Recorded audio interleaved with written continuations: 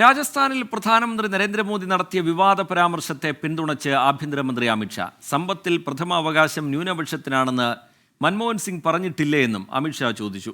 Survey നടത്തുമെന്ന് പ്രകടന പത്രികയിൽ ഇല്ലേ എന്ന് കോൺഗ്രസ് വ്യക്തമാക്കണമെന്നും അമിത്ഷാ പറഞ്ഞു. मोदी जी ने कल कहा क्यों करना है सर्वे को। कांग्रेस पार्टी पूरी नरेंद्र मोदी पर सवाल उठा रही है। मैं आज कांग्रेस पार्टी को पूछना चाहता हूं, आपके घोषणा पत्र में सर्वे की बात है या नहीं है। राहुल बाबा देश के नाम में स्पष्ट करे।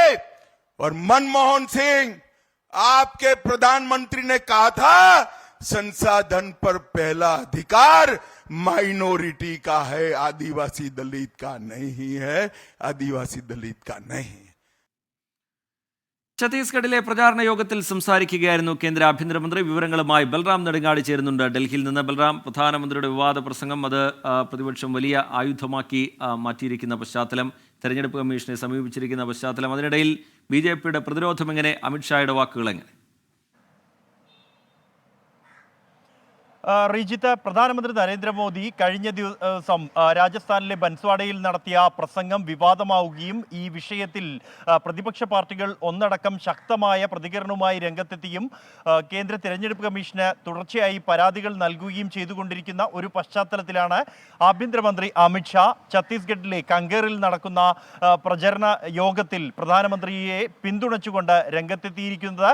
പ്രധാനമന്ത്രി കോൺഗ്രസ് പ്രകടന പത്രികയെ സംബന്ധിച്ച് കഴിഞ്ഞ ദിവസം നടത്തിയ പരാമർശത്തിനെതിരെ പ്രതിപക്ഷം രംഗത്ത് വരുന്നു, പ്രധാനമന്ത്രിയെ ചോദ്യം ചെയ്ത് രംഗത്തെത്തിയിരിക്കുന്നുവെന്നും.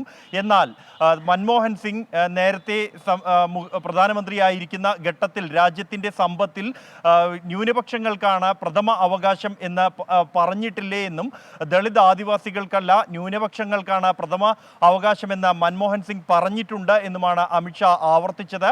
ഒപ്പം തന്നെ രാഹുൽ ഗാന്ധി താൻ സർവേ നടത്തും എന്ന് പ്രകടന പത്രിക മുൻനിർത്തി രാജ്യത്തെ വച്ച് സത്യം ചെയ്തിട്ടില്ലേ എന്ന് കോൺഗ്രസ് വ്യക്തമാക്കണം എന്നുമാണ് അമിത്ഷാ ആവശ്യപ്പെട്ടിരിക്കുന്നത്. ഈ കോൺഗ്രസിന്റെ പ്രകടന പത്രികയെ വിമർശിച്ചുകൊണ്ട് തന്നെയാണ് ആഭ്യന്തരമന്ത്രി അമിത്ഷായും ഈ കങ്കറിലെ റാലിയിൽ സംസാരിച്ചത്.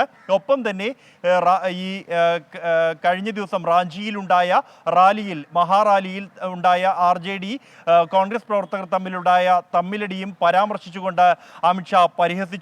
സമ്പത്തിൽ പ്രഥമാവകാശം നരേന്ദ്രമോദി മൂന്നാം തവണയും അധികാരത്തിൽ എത്തുകയാണെങ്കിൽ അത് ആദിവാസികൾക്കും ദളിത് വിഭാഗത്തിനും പാവപ്പെട്ടവർക്കുമായിരിക്കും എന്നും ആഭ്യന്തരമന്ത്രി അമിത്ഷാ ഛത്തീസ്ഗഡിലെ പ്രചരണ റാലിയിൽ പറഞ്ഞു. ശരി, ബൽറാം നെടുങ്ങാടി ഡൽഹിയിൽ നിന്ന് വിവരങ്ങൾ നൽകുകയായിരുന്നു. ലോകത്തെവിടെയായാലും ഏത് സമയത്തും 24 വാർത്തകളും ഓഗ്മെന്റഡ് റിയാലിറ്റി പാക്കേജുകളും എക്സ്പ്ലെയിനറുകളും വിശദമായി കാണാൻ ഞങ്ങളുടെ YouTube ചാനൽ നിങ്ങൾക്ക് സബ്സ്ക്രൈബ് ചെയ്യാം.